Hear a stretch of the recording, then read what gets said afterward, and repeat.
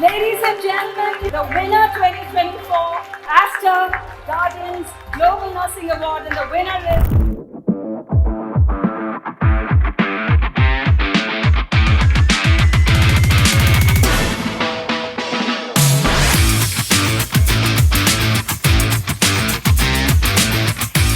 Now we're at this incredible Global Nursing Award where 78,000 applicants from more than 200 countries have applied. You know, it's extraordinary, this award, and I want to understand why you and your father and the Aster Group decided to focus on nursing. It's so moving. Thank you, Barka. So you're absolutely right. It was conceived by my father, and he would always say, the nurses do the lion's share of work when it comes to looking after the patients and looking after the nurses, but they are always nameless, right? You don't talk about them, you don't take their name, whereas otherwise you'll say, that surgeon, that doctor that I went to, Correct. right? But the amount of work they do, the dedication they do it with, both with the emotional intelligence, both with the technical competence, and we said, we need to shine a spotlight on them. And initially we thought about doing it at an Aster level, but then he said, you know what, no, I want to do it at a global level, because that is the worth of the nurses. And especially I think the pandemic and COVID showed us that, right? How much we were depending on these nurses taking care of us in large numbers. And that's how the Aster Guardians Global Nursing Award was conceived. It's really fabulous, and you know, I've been talking to many of the nurses here, and they have incredible stories, just the sheer diversity. Yeah. A nurse from Papua Guinea who said he had to, you know, swim across a river to get healthcare to his people. Another woman who said there are no roads where she serves. And another nurse who became a nurse at the age of 41. The sheer diversity of experience yet united by a common bond. It's so moving. Yeah. And that's the beauty of making it an international award, right? Because what you need to do in a developed country like the US and what you can do in a system like that with all the resources is very different from what you do, like in the example you quoted about Papua New Guinea or any of the African countries or developing countries, right? Yeah. So I think that's what gives us so much joy, to be able to see these stories, what people are doing with the best of resources to no resources, but still making a difference, meaningful difference at scale. And we wanted to be able to shine a spotlight on these stories.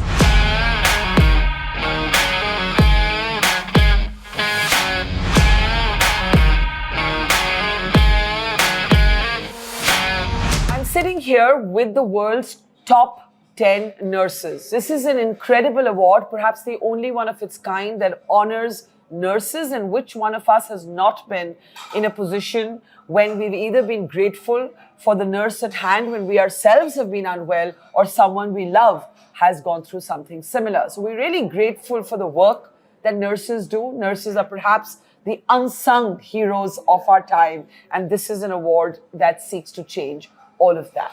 But what drives somebody to be a nurse? How do they cope with challenges and obstacles and difficulties, and also depressing moments that almost become a part of daily life? Let's find out from this very diverse group. I'd like to actually start with you. If you tell us where you're from and why you became a nurse. Hi, I'm Shone. I'm from Singapore. Yeah, I became a nurse because I wanted to work with people. I like a people-oriented job, and I like the satisfaction of seeing people get well. And even they don't get well, you know, not everyone will get well. You know, the joy of being able to see them through, even their suffering, and helping their family, you know, to be able to cope with that process is extremely rewarding. So what is your happiest memory of being a nurse, and the saddest? And of course, do tell us about yourself as well. Thank you very much. Once again, my name is Lilian Nuwabine. I am a nurse, an innovator, all the way from Uganda to the world. So one of the things that that motivated me to become a nurse, so I happened to grow from one of the most remote districts in southwestern Uganda, a district with hardly power.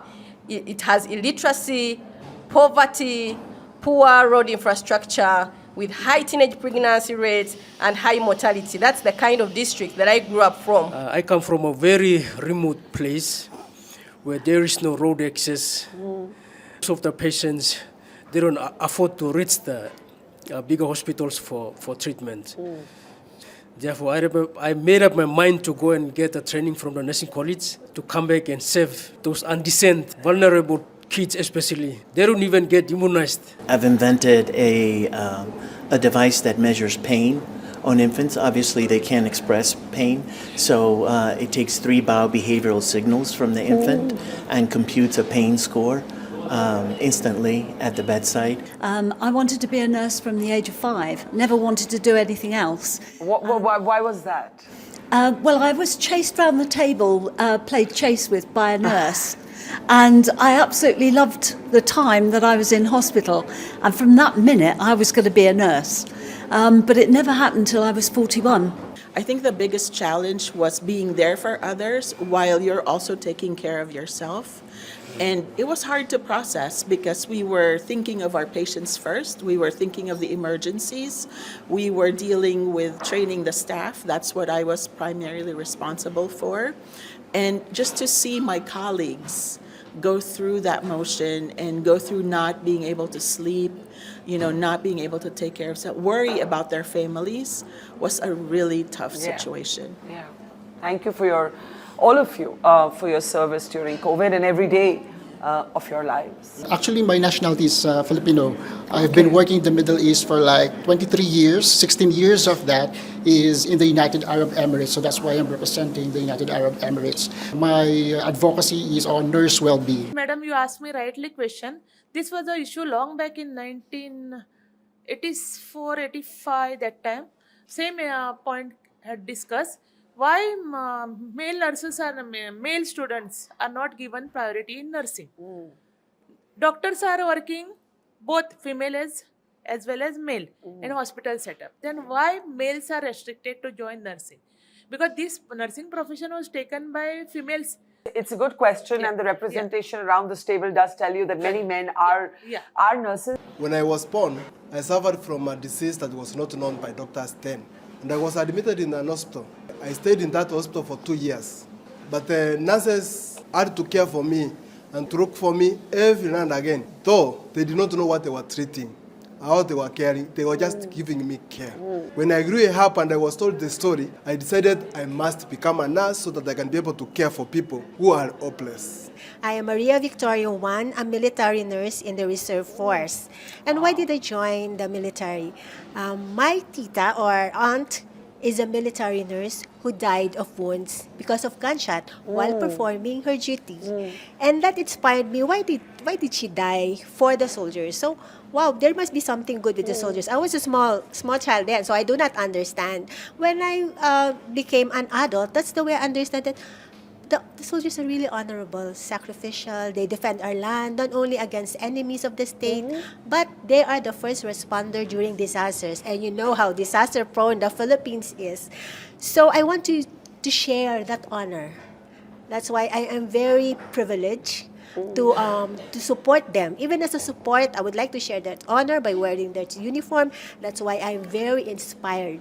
You know, I've been a war correspondent, and I have seen on the ground how much of a difference military doctors and nurse and medical care workers make. And the winner is Maria Victoria Juan. Tonight, as I accept this award, I am reminded that this is not the culmination of my journey, but a new beginning. Together, we will elevate nursing profession, create opportunities for those who come after us. The prize money is very generous, $250,000. Yeah. Obviously, there was some thought there. Yeah, I mean, we wanted to make it sizable. We wanted to make it, of course, very attractive. And it is the biggest healthcare award for nursing that is there in the world right now. And what's even more heartwarming is to see what people have done, what the winners have done in the last 2 editions after winning this award, right? What we want is more and more children to join the nursing workforce, because that is a huge issue that we're facing at a global level right now. People are not choosing nursing as a profession. People don't understand how incredible it is, while of course it is very hard. So we want to be able to bring about these amazing stories of resilience, care, humanity. There are millions of stories like this, but this is what they are. They do it from the heart. Yeah. And we need to be able to celebrate them. I mean, it's all heart, the nurses and this award. So thank you for doing it. Thank you. Thank you.